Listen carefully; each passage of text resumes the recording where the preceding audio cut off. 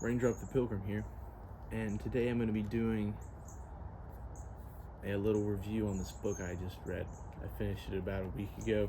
It's called The Count of Monte Cristo by Alexandre Dumas, and this book was so freaking awesome. It's definitely a top 3 book for me, OAT. It's one that I hope the wisdom and kind of themes of I'll be able to carry with me throughout the rest of my life. It's the story of this man who life is just set for him. He's like 18 or 19, and like life is set, dude. Like, he's got a bad bitch on his side. He's got an incredible job. And then in a span of a day, it all is completely washed away.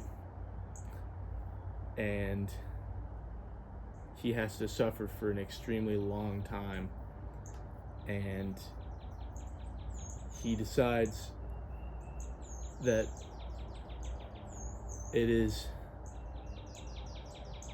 he comes to the realization that he is God's envoy for providence, and that it is his duty to divvy out acts of good and bad to those who deserve it. And he amasses this fortune of wealth and just uses it to it's the most slow burn revenge story. I mean, all the copies I've seen have been like 1,000 pages.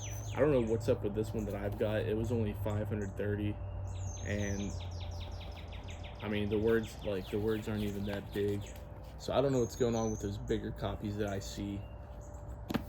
But yeah, it was just super incredible book about revenge and patience and resilience. A lot of resilience. At the end, he says that the whole wisdom of man can be summarized down into 2 words, and that is to hope and wait, which I thought was so awesome.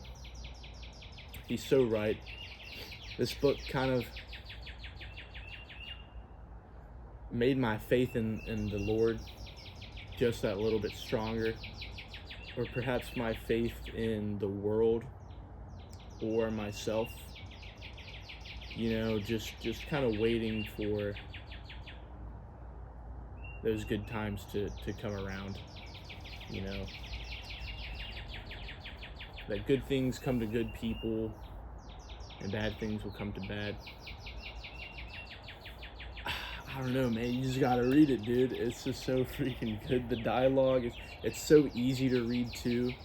You're not reading it like at 10 words a minute because the language is so odd.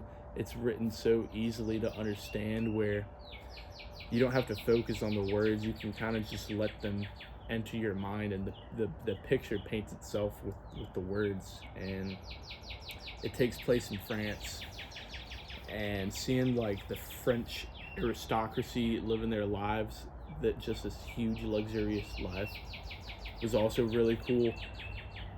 And just, dude, like the Count of Monte Cristo, man, he's just that fucking guy. He's literally just that guy.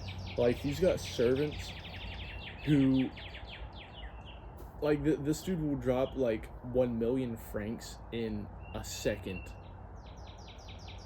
However much 1 million francs is, it seems to be, in like today's American dollars, I'd have to guess is probably like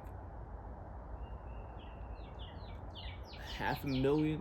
No, maybe like $5 million is 1 million francs.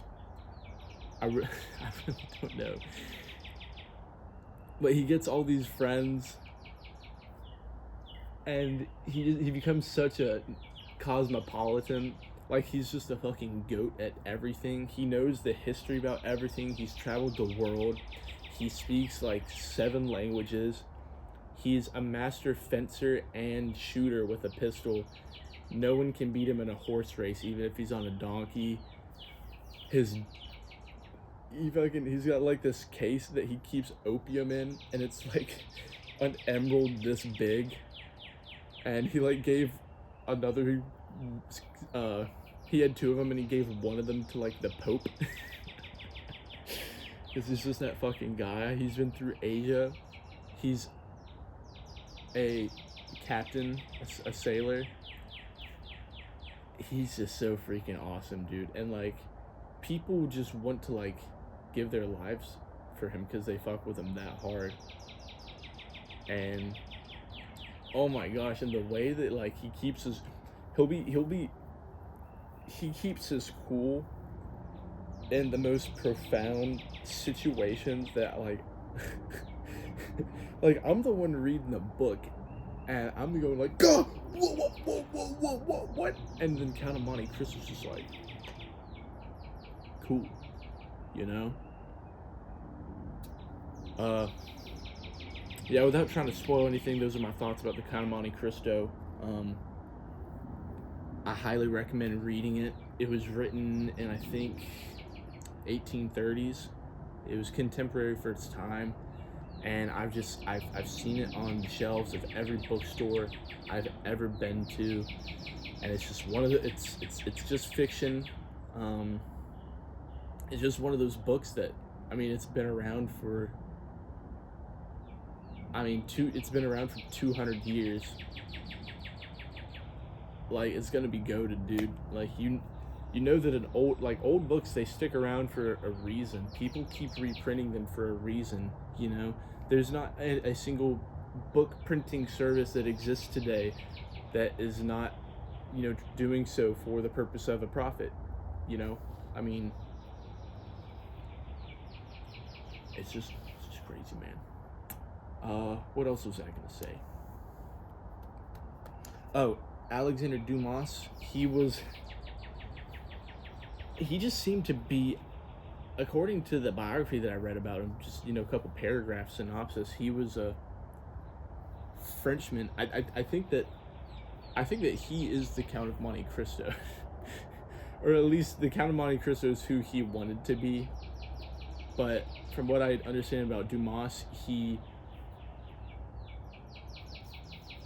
borrowed a lot of money. He borrowed a lot of money because he wanted to live in the, maybe Italian, he might have been Italian, just the high class, and do the high class living. And I'm sure that he learned a lot in his time. Certainly learned about the qualities of, I don't even know anymore, man. That's gonna wrap up my video, though. I highly recommend that you read this book. Definitely definitely a 10 out of 10. There wasn't a moment. The biggest lull in the book, I think, was maybe like, you know, it was probably like 20 or 50 pages, and even with that, you know,